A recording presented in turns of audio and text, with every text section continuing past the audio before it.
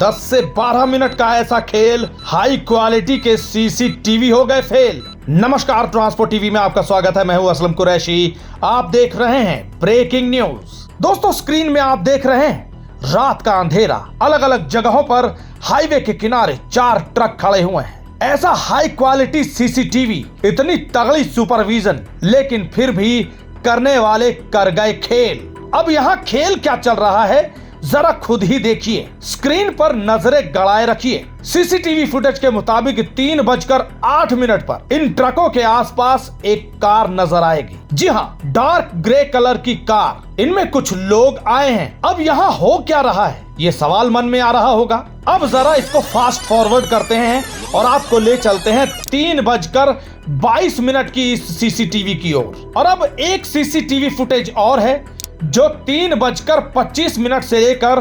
3:32 तक चलता है। ये सभी सीसीटीवी फुटेज अगर एक के बाद एक देखें तो कुछ कहना चाह रहे हैं, कुछ संदेश देना चाह रहे हैं। क्या है वो संदेश? आपको इस सीसीटीवी फुटेज में देखकर क्या समझ में आ रहा है कि आखिर यहाँ पर क्या होने वाला है? चलिए इस रात से भी पर्दा उठाएंगे, लेकिन आगे बढ़ने से पहले आपको बता दें, अगर आपने बीमा पॉलिसी ली है ट्रांसपोर्ट मॉल से और हो जाए कोई दुर्घटना तो आप कभी भी क्लेम हॉटलाइन पर कॉल कर सकते हैं। जैसे ही आप ट्रांसपोर्ट मॉल से बीमा लेंगे तो आपको हॉटलाइन का नंबर दे दिया जाएगा और ये नंबर 12 महीने 30 दिन और 24 घंटे खुला रहेगा। तो अब क्लेम की चिंता छोड़ें और बीमा करवाएं ट्रांसपोर्ट मॉल से।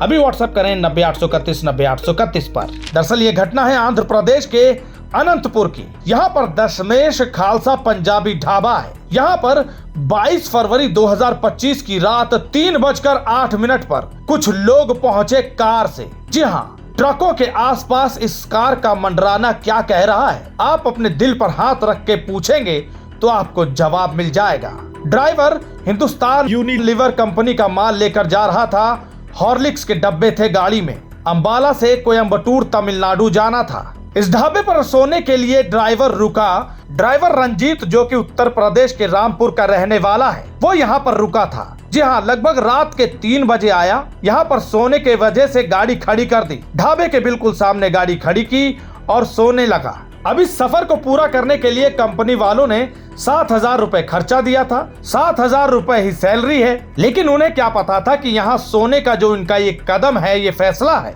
उनके लिए घातक साबित होने वाला है। जी हाँ, जैसे ही सुबह जब सोकर ड्राइवर की आंख खुली तो उन्हें पता चला कि आखिरकार वो घटना हो गई जिसका अमूमन ड्राइवरों को डर रहता ही है। यहाँ पर ड्राइवर की गाड़ी से लगभग 150 लीटर डीजल चोरी कर लिया गया और एक ट्रक का नहीं, 2 ट्रकों का डीजल यहाँ पर चोरी किया गया है। स्क्रीन पर देखिए 3:22 की घटना, जहाँ पर पहले एसी वाली गाड़ी जिसमें रेफ्रिजरेटर होता है उसमें से डीजल चोरी कर लिया गया।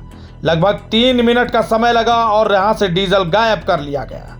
उसके बाद थोड़े ही आगे गए, एक ट्रक और खड़ा था उसी के सामने, फिर उस पर अपना हाथ साफ किया। 3:25 पर वहां पर रुके और उसके बाद लगभग 5 से 6 मिनट के अंदर अंदर इस पर भी हाथ साफ करके वहां से निकल गए। गाड़ी आप देख सकते हैं 3:32 के आसपास वहां से निकल गई। ड्राइवर जिस गाड़ी पर होते हैं एक तरह से वो खुला गल्ला होता है और उन पर सबकी नियत होती है और ये नियत अमूमन खराब हो जाती है। यहाँ पर भी कुछ ऐसा ही हुआ। बड़ी आसानी से यहाँ पर डीजल चोरी करके निकल गए। लगभग 150 लीटर डीजल चोरी हुआ। अब इसके बाद वहां पर जब इनकी आंख खुली तो उन्होंने ढाबे वाले से बात की, उनसे पूछा तो उन्होंने कहा कि भाई हम क्या करें, यहाँ तो चोरी होती ही रहती है। सिक्योरिटी गार्ड के बारे में पूछा तो उन्होंने कहा कि सिक्योरिटी गार्ड तो सो रहा है। अब ये सारी घटना हो गई तो सोचा कि चलिए पुलिस वालों के पास चलें, अपना दुखड़ा सुनाएं, क्या पता कुछ हल हो। पुलिस वालों के पास जाना तो इनको ऐसा लगा और भारी पड़ गया। पुलिस वालों ने तो आरोप लगा दिया कि तुम ही ने डीजल बेचा होगा। ये तक बताया गया हमें कि रेफ्रिजरेटर वाली गाड़ी जिसका डीजल चोरी हुआ था उसके ड्राइवर को तो पीट दिया गया पुलिस वालों के द्वारा। भला बताइए, ये हाल है कि जिससे इंसाफ मांगने जाए वही हाथ साफ कर दे तो आखिर इंसाफ कहाँ मिलेगा। ड्राइवर कहां सुरक्षित है। अगर बात करें परिवहन मंत्री नितिन गडकरी साहब की, तो वो कह रहे हैं कि अमेनिटीज वगैरह बनाई जा रही हैं, हाईवेज पर सुविधा मिलेगी, अब लाइसेंस दे दिए जाएंगे और निजी हाथों में कॉन्ट्रैक्ट दे दिया जाएगा कि गाड़ियां वहां जाकर खड़ी होंगी, पेट्रोल पंपों पे कोई ना कोई इस तरह की सुविधाएं लाई जाएंगी। अगर वहां पर से गाड़ी में से डीजल चोरी हो जाता है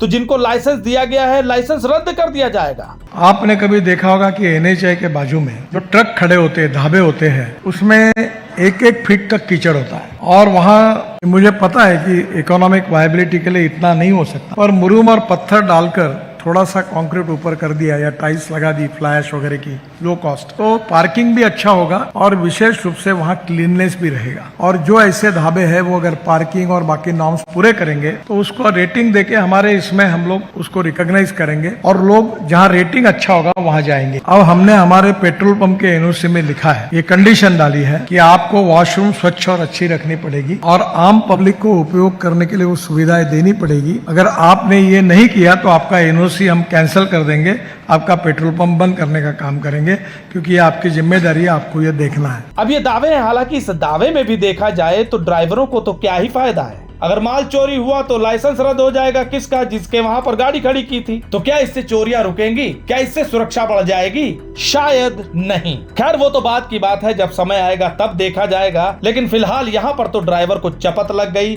7,000 जो मिला वो भी गया, 12,000 रुपए का यहाँ तेल भरवाना पड़ा और अपना सा मुंह लेकर आ गए, कोई इंसाफ नहीं मिला।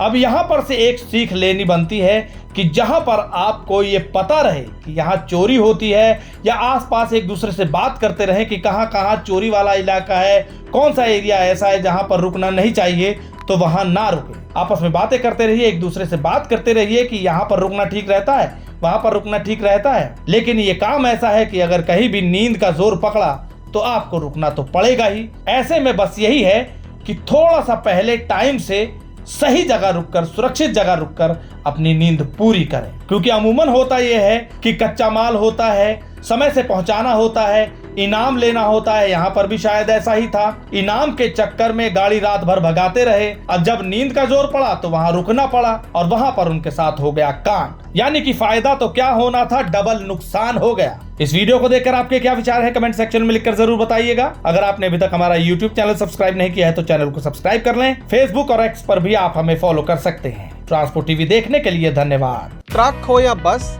टैक्सी हो या ऑटो, छोटा हाथी हो या पिकअप, इन सब का बीमा सिर्फ और सिर्फ ट्रांसपोर्ट मॉल से। बस गाड़ी की आरसी और पुरानी बीमा कॉपी 90-831 90-831 पर व्हाट्सएप कर दें तो गाड़ी का बीमा सिर्फ और सिर्फ ट्रांसपोर्ट मॉल से।